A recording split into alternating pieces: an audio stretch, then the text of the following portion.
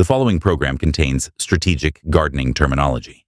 My wife has officially described the tone of this video as absolutely ridiculous. If you hear words like payload, deployment, or the arsenal, please remember, it's just a man planting potatoes who has spent way too much time with a calculator this winter. Viewer discretion is advised. The reason most February plantings fail isn't the frost, it's the math. Most people guess. We calculate.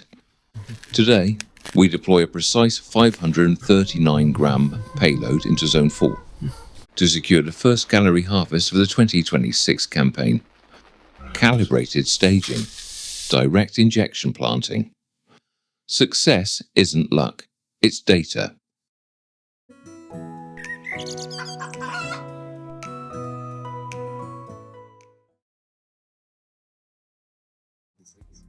Oh, hello.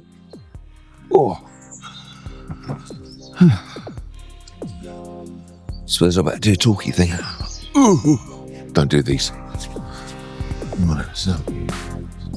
It's very nearly February, and with our plan for this phase of the 2026 garden war plan being complete, the window for this offensive is officially open. Today, we're deploying to Zone 4, the Strategic Reserve, or the Polytunnel, as it's more commonly known. We're in here to secure our early starch. These early potatoes. We're also commissioning our staging base for our Zone 2 relays, all sowing some raw beans, and our early companion flowers in these deep module trays.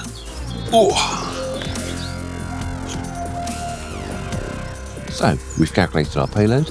Now we just need to prep soil and get these potatoes in the ground.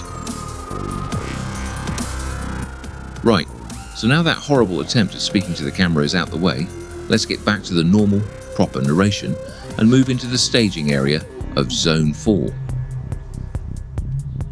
I'm measuring the exact square footage of side B, and 110 centimeters wide and 350 centimeters long, we have 3.85 square meters of production territory. The logistics are absolute, and based on our calculated formula of 140 grams of blood, fish and bone per square meter, our total payload for this bed is exactly 539 grams. This will ensure our rocket potatoes hit their starch targets by May.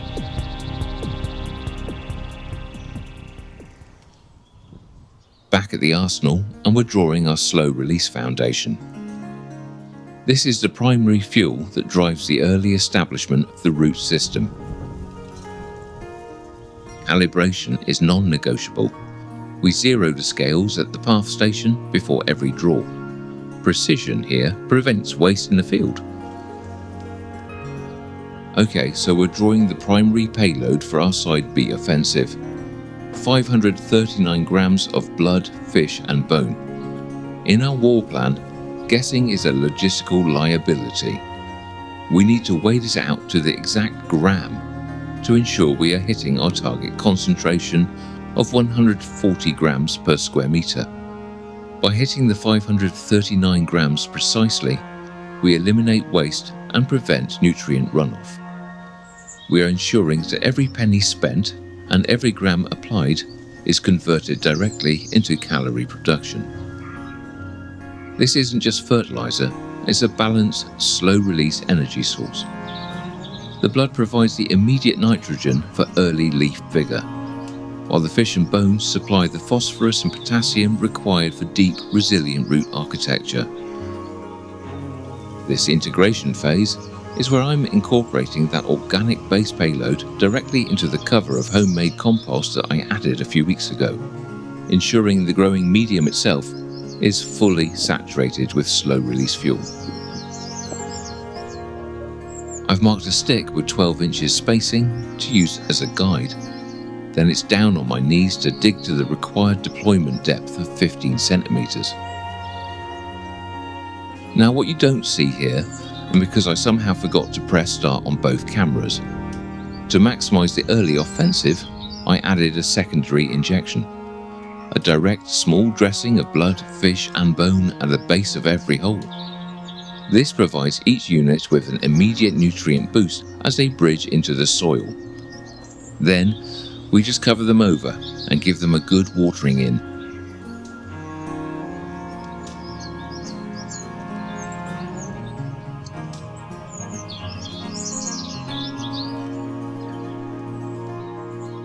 Onwards to the staging bays. Although before I can commission them, we need to calibrate our substrate. We're using a high aeration mix of sieved compost and cocoa husk for maximum structural integrity and moisture retention. I'm not adding any fertilizer at this point either, simply because the seeds I'm sowing won't need it before they're ready to go outside in the ground. We're charging these deep root trays with our high aeration, coir and compost substrate. In this wall plan, root architecture is everything. These trays are specifically designed for high caliber vertical development, giving the units the depth they need before they ever face the open field.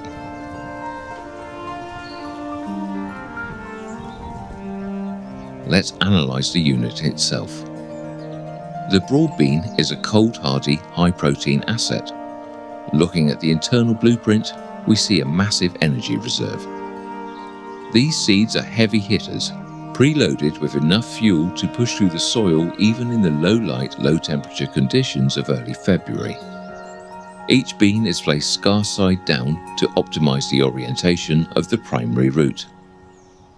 We aren't just dropping seeds, we are orienting them for maximum efficiency. Every second saved during emergence is a second gained in the growth cycle. And after sealing the cells with a final layer of substrate to protect the payload, we finish by logging the deployment. Labeling isn't just for identification, it's the final step of the manifest. We need to know exactly what is in the pipeline and when it's due to hit the Zone 2 front line.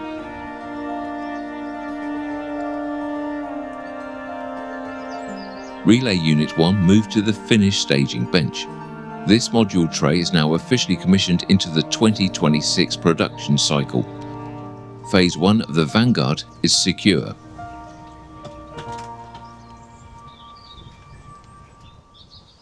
Before we finish, our pollinator attracting vertical sector mission. The sweet peas, we're dipping 2 strategic positions per module. In this wall plan, we build in redundancy. 2 units per cell ensures we have 0 vacancies in the pipeline once the spring offensive begins. Besides fragrance, our bug baiting offensive is multi-layered. Kupani for high caliber fragrance, frills and blushes for structural aesthetics, and our veteran units, homegrown save seeds, already acclimated to the specific tactical variables of our local climate zone. Dropping the payloads into the pre-labeled staging cells, we label before we sow. It's a strict logistical rule to eliminate errors in the heat of the deployment. These units are now nestled into the aerated Coir compost mix, ready to begin their thermal activation. The sweet pea tray joins the Vanguard on the staging bench. They sit alongside the broad bean relay we've just commissioned, and our winter hardy autumn sown onions. The staging bays are now starting to look ready for the spring offensive. Every square inch of this area will be working towards the 2026 calorie and pollinator targets. This sector is officially in motion. That's February in the ground. We've secured the early starch reserve in Zone 4 and the first module trays are officially commissioned. It's a solid start, but the real test of the system starts next month. In March, we move into the logistics expansion. We'll be launching the tomato offensive and reinforcing our relay units with leeks and brassicas. We're also shifting from staging to deployment as those February broad beans move out to the engine room in Zone 2. The big variable now is the 10 degrees Celsius intelligence. Towards the end of March, We'll be monitoring the soil window closely to see when the deep larder in Zone 2 is ready for parsnips and carrots. It's all about timing the expansion to match the soil waking up. The 2026 campaign is gaining momentum. Next time we're calibrating the Zone 1 bucket fleet and scaling up the arsenal. Mission 1 of the 2026 war plan complete. I'll see you in March for the expansion.